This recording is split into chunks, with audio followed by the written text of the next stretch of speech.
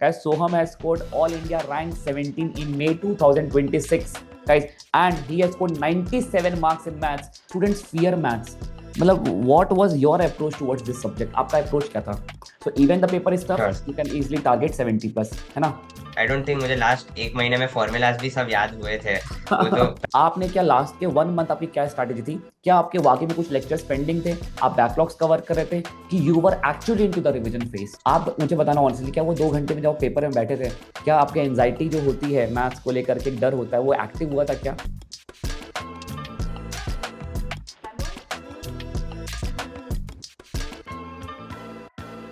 Hi everyone, क्या हालचाल है दोस्तों? सर, सब बढ़िया? सर सब बढ़िया, सब मजे सब में। मजे में। So guys, today we have Soham with us और thank you so much Soham. पहले मैं आपको सोहम के बारे में बता दूं। Guys, Soham has scored all India rank 17 in May 2026। Guys, and he has scored 97 marks in maths. दोस्तों, 97 मार्क्स, आप समझ रहे हो? मतलब ये ना क्लास 10th और 12th में भी ऐसे नंबर्स हमने जीवन में कभी देखे नहीं है जो सोहम ने अपने सीए फाउंडेशन लेवल पे लेकर के आया है। And he has wonderful score in all the papers, all the subjects. तो आज मैं दोस्तों सोहम से बहुत सारी बातें करने वाला हूँ, आपके मन के सारे क्वेश्चंस पूछने वाला हूँ। और मैं जानता हूं कि अभी आप कौन सी चीजें आपको परेशान कर रही हैं, एंड विल आइडेंटिफाई कि हमने ऐसी कौन सी स्ट्रैटेजीज फॉलो करी थी, क्या माइंडसेट रखा था, कौन सी वो गलतियां जो हमें नहीं करनी और कौन सी चीजें वो हमें सोम से अडेप्ट करनी है, ऑब्जर्व करनी है। तो thank you so much Soham for giving me this time, and ये टाइम निकाला आपने। Thank you so much for this. First of all a big congratulation. Thank you very much sir, all because of your help, guidance and lectures. नहीं, it's all, मैं आपको सही बताऊं, I strongly believe कि जो हमको जो rank हैं वो किस्मत से मिलते हैं, और आप जो रैंक्स होते हैं उसमें पूरा क्रेडिट स्टूडेंट्स का ही होता है। I have strong believe in this. But I feel blessed कि आप जैसे स्टूडेंट्स मेरे पोर्टफोलियो में आप मुझे मिल रहे हैं, ठीक है? So Som will start with our thing. सबसे पहले तो सोम, जब रिजल्ट आया तो कैसा था रिएक्शन, घर में क्या था? नहीं नहीं, it was very happy and सबको बहुत खुशी हुई थी कि थ्री हाँ। 300 plus was like an M, और 345 was yes. Really wonderful and everybody was very excited and happy about it. Okay. So मतलब आपने, बी ऑनेस्ट, आपने सच में रैंक्स रख, क्योंकि 20 रैंक्स लगने लग गई सीए फाउंडेशन में, आपको पता था तो, है ना? सो वर हाँ। You really preparing for rank और you are preparing for the absolute good marks only? Oh, I was preparing for good marks, so I'd expected good marks in maths and economics. Law wasn't actually a great paper for me, and accounts also I wasn't sure about it. So rank wasn't expected, but I expected great marks in maths and economics. Great. मतलब मैंने जब भी interview किया था हमेशा लोगों ने यही कहा है, sir I was very much consistent, but ranks को सोच के नहीं पढ़ा था, पर हाँ सबसे बेस्ट परफॉर्म करना है, विद बेस्ट मार्क्स लाना है, यही प्रिपरेशन। हाँ, yeah, आपने rank wasn't an aim, rank but देखा भी नहीं होगा। yeah, इफ आई एम हाँ नॉट, रिजल्ट देखने के बाद तुरंत रैंक कम सोचा भी नहीं होगा रैंक चेक करने का। हाँ, बट मुझे ऐसे लगा कि 345 तो रैंक तो रहेगा ही मोस्टली तो फिर आगे चेक इन किया। जनरली। हाँ, फिर मैंने चेक किया था। ओके। सो मैं कुछ क्वेश्चन शुरुआत करता हूँ, and if you want, I really want कि आप मुझे इसमें हेल्प करो। सो फर्स्ट थिंग इज, देखो सो मैंने हमेशा देखा है कि मैनी स्टूडेंट्स फियर मैथ्स। हम सब जानते हैं पेपर इजी था, बट एंड पेपर टफ इतने नहीं आ रहे, लास्ट 2 अटेम्प्ट से आते हैं टफ, पर लास्ट 2 अटेम्प्ट से नहीं आ रहे। Students fear maths. मतलब what was your approach towards this subject? आपका अप्रोच क्या था? See, what I thought was that even if a paper is tough, maybe 70 questions will surely be easy. The rest 30 of them can be difficult. So your focus should be to solve the other 70 and not focus on the 30. Maybe just bypass them and get them towards the last of your paper. And जो easy questions रहते हैं उसको पहले खत्म करके निपटाना. And मुझे always maths was like a easy, not an easy subject for me, but it was like an interesting subject और मुझे maths करने में मजा आता था. So whenever I get bored with other subjects, maths was a go-to subject for me. Okay, that's good, that's good. मतलब सोम ने बहुत अच्छी बात बोली। I get a very quick point of view. 70 marks का पेपर हमेशा इजी होता है। मतलब आप बोलो पेपर टफ आया था, हम जब कहते हैं ना पेपर टफ आया था, जैसे सितंबर 2025 का पेपर कहते हैं टफ आया था, इसका मतलब ये था दोस्तों कि 12 नंबर के क्वेश्चन टफ थे। और जब हम ये कहते हैं पेपर इजी आया था, तो 95% क्वेश्चन पेपर एकदम एक्सट्रीम इजी था, कुछ भी टफ नहीं था। So even the paper is tough, Sure. You can easily target 70 plus, है ना? Yeah, done. So absolutely. Many students lose marks in maths, क्योंकि ना मतलब आपको लगता है, आपको क्या लगता है एक ऐसे कौन सा एक हैबिट डेवलप करें कि जिसमें सिली मिस्टेक्स आपके अवॉइड हो जाए? मतलब what piece of advice will give कि many students lose marks just I because of think silly. uh, prac- practice is obviously the first step. You should solve as many questions as possible. And one thing which I had made a note of was that whenever I get a question which is different or I don't know the answer to it, I just make a note of it on the last page of my book. And the last day before the exams, I had gone through it and think it helped me a lot. So whichever question या जो भी question रहता है जो मुझे difficult लगे रहेगा या फिर ऐसे क्वेश्चंस जो मुझे नए रहेंगे कॉन्सेप्ट नया रहेगा या फिर कवर नहीं हुआ रहेगा मेरे से तो मैं उसका एक छोटा सा नोट बना के रखता था तो वो मुझे लास्ट में बहुत हेल्प किया है and one thing is that many people get into a pressure during exam वो पैनिक हो जाता है तो think just to avoid it you should solve as many questions as possible and in a stipulated time also so जो 100 marks के लिए 2 hours मिलते हैं so we should try and finish it within 1 hour 50 minutes at home at least तो तब जाके वहां पे 2 hours 2 hours में you can perform तो आपने एक चीज बोली कि आपको घर में ट्राई करना चाहिए, क्या सच में आपने टाइम लगा करके, टाइमर लगा के पेपर सॉल्व किए थे? हाँ मतलब मैंने एटलीस्ट मैं टाइम देखता था और मैं चेक करता था कि every time I solve papers I at least improve on my time may be say 2 minutes 3 minutes at least that becomes lesser and I try to focus on leaving those questions which are very long or which will be time consuming for me got it. So एक बहुत वो है question important है, जैसे आपने time management को लेके indirectly काफी कुछ अच्छा गाइड किया स्टूडेंट्स को। One thing is very important कि आप जब क्वेश्चंस को सॉल्व कर रहे हैं दोस्तों, आप टाइम कोशिश न करिए कि कम से कम टाइम में सॉल्व करिए। उसी क्वेश्चन को घर पे करना और एग्जाम में करने में जमीन आसमान का अंतर होता है। So very good, thank you so much Som इसके लिए। सो मैं एक और चीज़, जैसे अभी जो मैं स्टूडेंट से मिलता हूँ, many students are one pressure sir, syllabus इतना वास्ट है, 4 सब्जेक्ट्स मैनेज करने हैं। How actually the point is, जब हम आगे का पढ़ते हैं ना पीछे का भूलते जाते हैं। आई वॉन्ट, क्या ऐसा होता है टॉपर्स के साथ भी कि सिर्फ एवरेज बच्चों के साथ ही ऐसा हो रहा है? नहीं ऐसा obviously होता ही है it's Yes. all about revision and practice so the faster you finish your portion the more time you have for revision True. And हाँ पीछे का तो मुझे भी आई डोंट थिंक मुझे लास्ट एक महीने में फॉर्मूलाज भी सब याद हुए थे वो तो प्रैक्टिस कर करके क्वेश्चन सॉल्व कर करके you understand the formulas which are asked many times in the exams and you try to remember though so आज भी अगर मैं एग्जाम लिखूंगा तो मुझे सब फॉर्मूलाज ऑब्वियसली याद नहीं थे but whichever are the important ones और whichever are recurringly coming in the exam mainly वो फॉर्मूलाज याद करके it's better to okay. Go the exam so अब मैं तो इस पर्टिकुलर पार्ट को अलग से बच्चों को भेजूंगा कि आज की डेट में सबसे बड़ी प्रॉब्लम जो आप कहते हो ना मुझे कि सर आगे का बढ़ रहे हैं पीछे का भूल रहे हैं, this happened with the toppers, all India rank holders. तो दोस्तों ये नॉर्मल है, हम इंसान हैं, हम आगे का बढ़ेंगे पीछे का भूलेंगे, इट्स वेरी नॉर्मल। पर आप सब याद आ जाता है एग्जाम टाइम में, और एग्जाम के 1 महीने पहले में सब कवर कर लेते हैं।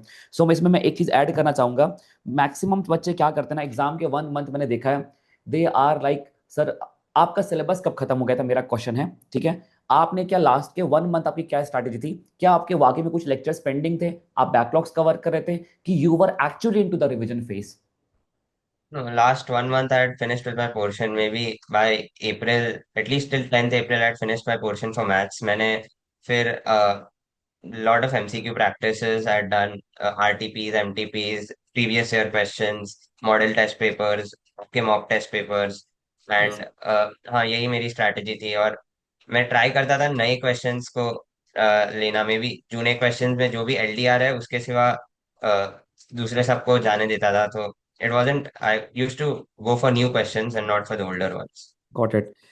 सोहम, जैसे हमने आपके पास मैथ्स के लिए मैंने आपको 3 रिसोर्सेज प्रोवाइड किए थे, one was the concept handbook, हाँ question bank and genie book. तो yes how actually the concept handbook का आपका क्या रिव्यू है? मतलब मैं हमेशा स्टूडेंट्स को कहता हूँ कि मैथ्स के बहुत सारे रजिस्टर मत भरो, एक ही जगह पे सब कुछ होना चाहिए। So actually was it I helpful think for you? या obviously I think concept handbook was the best thing I could have for maths last day revisions जब भी मैं कोई चैप्टर भूल भी जाता था तो क्वेश्चन बैंक तो इतने सारे क्वेश्चंस है I can't go through it but concept handbook was one thing especially for theory subjects theory chapters I mean sampling all of the statistic theories yes. I used to look into it that at least one chapter I used to just flip through the pages maybe 10 minutes a day it would take so one theory sub chapter I used to do every day just to get a hang of the theory because okay. statistics a lot of theory questions are there in the paper yes. And for PYQ have you solve genie book? आपने solve किया था, लगा पा रहे थे आप? हाँ हाँ मैंने जीनी बुक में चैप्टर के साथ ही सॉल्व कर लेता था जनरली। चैप्टर खत्म हुआ, मैं जीनी बुक सॉल्व कर लेता था, जो डाउट्स है मैं मार्क कर लेता था एक बार। तो ओके, लास्ट मोमेंट्स पे मैं वो डाउट वाले क्वेश्चन ही एक बार सिर्फ गो थ्रू कर लिया। Got it, got it. And how some actually जब वो जो 2 आवर्स होते हैं, आप मुझे बताना ऑनेस्टली, क्या वो 2 घंटे में जब आप पेपर में बैठे थे, क्या आपकी एंजाइटी जो होती है मैथ्स को लेकर के, एक डर होता है, वो एक्टिव हुआ था क्या, कि you are very calm down, और कि हाँ, 10 मिनट्स के लिए वो जब हो जाता पेपर है? मिलता है तभी तभी वो डर लगता है, पेपर मिलता है तभी। बट जैसे ही पेपर खोला, वो 10 10 15 क्वेश्चन एक लाइन में सॉल्व हो जाता है, उसके बाद वो डर निकल जाता है, एंड निकल यू जाता है। Just go with the flow, and then you just leave 2 3 questions whichever questions are difficult, and you try to finish the rest of the questions. Yes. हाँ, डर तो रहता ही है, but it's all about overcoming it. मतलब वो normal है, मतलब आप ये नहीं बोल सकते कि साहब हाँ मेरा हाँ, 97 मार्क्स है तो कोई मैं भी डरा ही नहीं पेपर, था बिल्कुल। नहीं नहीं, कोई भी पेपर मिलता है वो डर तो था ही। ठीक है। सो हम एक चीज और, एंड यस, सो हम जैसे हमने बहुत सारे चैप्टर्स को मैंने बहुत सारी ट्रिक से कवर करा है, लाइक डायरेक्शन सेंस मैंने नो डायग्राम से करवाया है, एमओएफ हमने हाँ, पूरा कैलसी ट्रिक से किया है। वाज इट रियली हेल्पफुल कि स्टूडेंट्स को फॉर्मूला वगैरह जाना चाहिए लेकर के, क्योंकि पेपर इज एमसीक्यू एंड नहीं, time is very important. I think MOF के लिए तो you shouldn't go with formulas, the tricks were very helpful, because formula के मार्क्स है नहीं तो क्या ही फर्क पड़ता है। तो if I directly even write the answer, and for direction sense also, no diagram approach was a very good thing. सिर्फ लास्ट में टाइम रहेगा तो you just check it once if it's coming or not. Yes. But MOF के लिए surely without formulas it's very helpful. मैं हमेशा कहता हूँ कि आपका पेपर एमसीक्यू बेस्ड है दोस्तों, you if there are 2 options कि सर इस क्वेश्चन को ऐसे भी कर सकते हैं, ऐसे भी कर सकते हैं, maths always have multiple options to solve the question. It is very important कि आप एग्जाम के लिए बेस्ट मेथड को ही लेकर के जाएं। That is very important guys. So आप सब लोग प्लीज ध्यान रखिए कि आपके सारे क्वेश्चंस के बेस्ट मेथड ही आपके पास होने चाहिए। Okay guys, so I think we have, okay, so one one more question. आपने एक्चुअली में आपने एमसीक्यू सॉल्व करते वक्त क्या आपने कितना रिवीजन सारे कर लिए थे, मतलब एक बहुत इंपॉर्टेंट क्वेश्चन है। When we revise first time, आपको क्या लगता है कि हमें सारे क्वेश्चंस करने चाहिए फर्स्ट रिवीजन में? सारे क्वेश्चंस एज इन, जितना पढ़ा है, what ever revision you have done, उसमें आपने जितना चैप्टर को कवर किया है उसके क्वेश्चंस करने चाहिए, तो at least you will get to know कि ठीक है, I have done this part, ये पार्ट में मुझे इतना ही आता है, इतना नहीं आता है, तो जो नहीं आता है वही नेक्स्ट रिवीजन में कवर करने की जरूरत है। यू डोंट डू जो आता है वही सेम वापस वापस करने का मतलब नहीं है, because you have to cover a long portion. So true. Whatever you don't know, you try to finish that, got it. जो वेरी डिफिकल्ट गुड लग रहा पॉइंट। है या जो नहीं आता है। Very good point. मतलब यहाँ पे वही मैं कहता हूँ स्टूडेंट्स को, गाइस आप पहला रिवीजन इज एक्सटेंसिव रिवीजन आप करिए पूरा, लेकिन सेकंड रिवीजन में आपका बर्डन कम हो जाएगा। You have to identify the areas कि आपको कहाँ पे आपको दिक्कत आ रही है, कहाँ पे आप बार बार या भूल रहे हो, कहाँ कहाँ पे आपको सोचना पड़ रहा है बहुत ज्यादा, है ना? That's good. सो हम before we close this interview, मैं चाहता हूँ एक पीस ऑफ एडवाइस जो आप अभी आने वाले जो बच्चे बैठने वाले सीए फाउंडेशन, आप उनको देना चाहोगे? it's all about practice and mindset. I don't think you should fear about the exams there. It's all about practice, being consistent, and writing the exams without as much less fear as you have. And yeah, it's not about studying 10 hours or 12 hours a day. It's about whenever you study with focus and you study consistently. सो हम एक बहुत बड़ी बात बोली आपने यहाँ पे कि when ever you study with the focus, मतलब आप अपने आप को झूठ मत बोलो दोस्तों मैंने 12 घंटे पढ़ाई की, but if the productivity is of the 5 hours then you should think कि कहाँ पे कुछ तो भी गलत हो रहा हाँ, है। मैंने भी कभी, आई डोंट थिंक मैंने 8 घंटे से ज्यादा भी कभी पढ़ा रहेगा, 8 घंटे भी ज्यादा है, but it's all about whenever I used to study, it's about being focused, and you shouldn't get into this studying. You should be even having your co-curricular activities by side. जो time pass है वो हाँ, करना चाहिए, but you should be focused whenever you study. Got it, very good.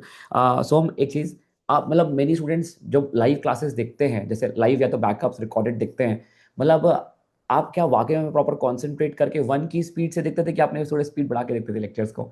आजकल पूरी दुनिया का I'll be वरना honest, मैंने 1 की स्पीड पे कभी नहीं देखा है, मेरे में वो पेशेंस नहीं थी। मैं 1, ठीक, I didn't see it at 2x पे नहीं समझता है बराबर से, बट हाँ। I use to see at 1.5 और 1.4 at least. Okay.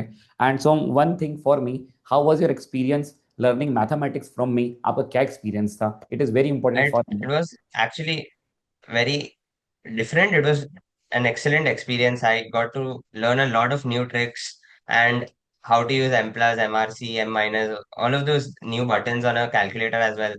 Maybe people must be thinking it's only helpful till CA foundation, but not नहीं, only for definitely. maths, even for accounts, Yes.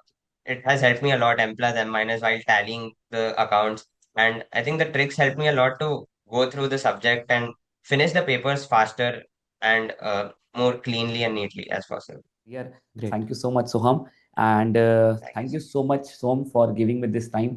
और दोस्तों आपके आई थो आपके ना आप ना ये इंटरव्यू देख के इंस्पायर होते हो। प्लान सबके होते हैं, फिक्स होते हैं। ये इंटरव्यूज हमें पता है क्या हेल्प करते हैं दोस्तों, ये इंटरव्यूज हमें हेल्प करते हैं कुछ इंस्पायर होने के लिए। ये इंटरव्यूज हमें हेल्प करते हैं हमारी गलतियां कुछ हो रही है उसको हटाने के लिए, यार ये मैं गलती कर रहा हूँ अब नहीं करूंगा। सो हमने बहुत सारी अच्छी चीजें बोली, he was very to the points ने कहा कंसिस्टेंट रहो, उसने एकदम एकदम सी चीज कही कि घड़ी देख के मत पढ़ो कि आज 12 घंटे पढ़ने, when ever you study well. So thank you so much Soham, and मैं बताता हूँ आपको guys, if you have any other questions, कुछ भी आपके मन में है जो आपको लगता है सोहम का आपको उसमें जवाब चाहिए, तो कमेंट करना, personal reply each one of you. Thank you so much guys, thank you so much.